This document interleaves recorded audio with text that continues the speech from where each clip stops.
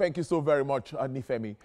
Experts in the automotive industry want the federal government to continue to give the necessary support to enable the entire industry thrive and contribute its quota to the industrialization of the economy. This, they say, will help actualize the renewed hope agenda of Mr. President and create jobs and save the scarce foreign exchange. Details in this report.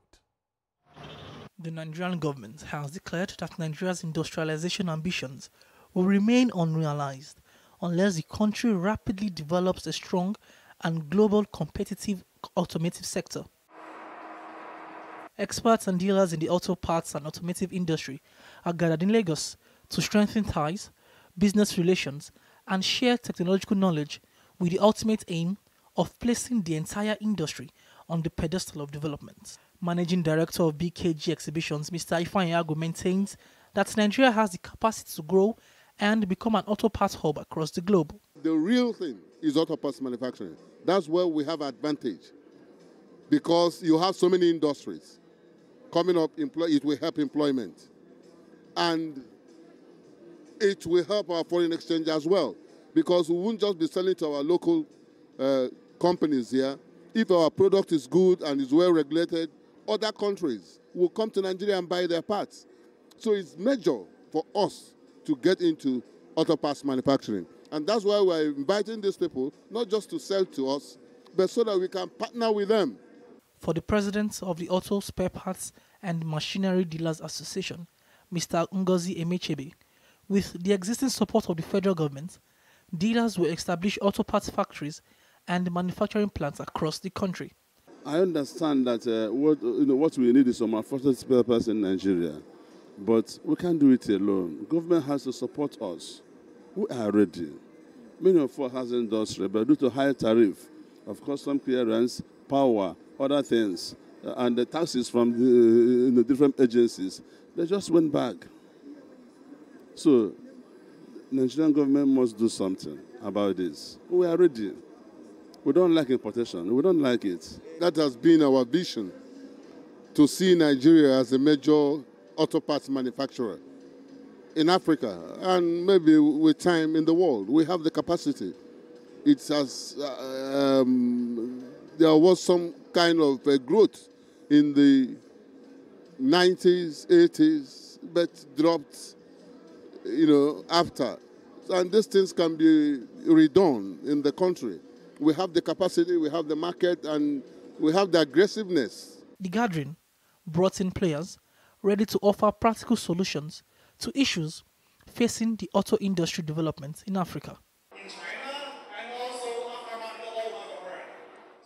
Women working in Nigeria's maritime sector have been reassured of their safety, equity, and fairness in the workplace. This assurance was given during the International Women's Day celebration at the Nigerian Ports Authority's headquarters in Lagos. TVC senior business correspondent Ifunanya Eze reports. The event, held to commemorate this year's International Women's Day, was attended by the Nigerian Ports Authority's management team, led by the Managing Director, Mr. Abubakar Dansoho.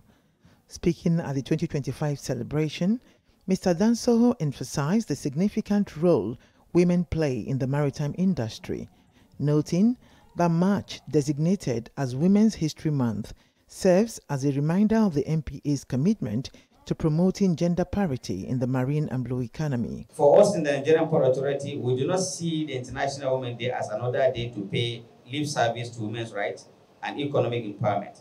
Rather, it is a day to reflect on what we have done and to commit to doing even better. Speaking about achievements, I'm glad to inform you that this organization has since inception been very devoted to championing women's empowerment and gender equality. Further highlighting the advancement of women, Mr. Dansoho pointed out that women are fully integrated into Nigeria's technologically driven port system. The Nigerian Port Authority has and is actively recognizing and advocating women's rights and equality. Women are also embedded with the different units of the organization and arms of NPA. Women as pilots, women as fire service officers, women as security officers, medical personnel, and engineers within the Nigerian Port Authority. The Executive Director, Finance and Administration, observed that the celebration of women in the maritime ecosystem underscores the Pulse Authority's ongoing efforts to foster a more inclusive and gender-equal environment for all workers. From the dock to the boardroom, women play an instrumental role in ensuring the Nigerian Port Authority remains vital to economic growth and the economic hub for the nation and the region. The Nigerian Ports Authority reaffirmed its commitment to being an equal opportunity employer, ensuring that women continue to thrive in the maritime industry. Ifunanya Eze, TVC News, Lagos. Many share prices went up as gradual recovery returned to the trading floor after weeks of dull transactions. The market index, which represents price movements on shares, jumped by 0.12% at the close of business, showing gains that investors enjoyed in the market. The biggest gainers was UPDC, followed by International Breweries, Royal Exchange, Multiverse, and NGX Exchange. Trade decliners included University Press, Academy Press, Red Star, NIMET, and Siana Leasing.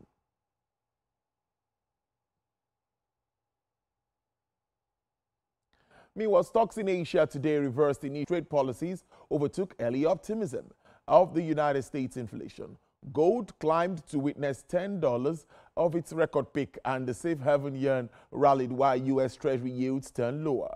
Hong Kong Hang Seng slumped 1.4%, and mainland blue chip slid 0.7%. Japan's Nikkei gave up gains as much as 1.4% to last trade flat, while Taiwanese equities dropped 1.1%. South Korea Kospi lost 0.4%.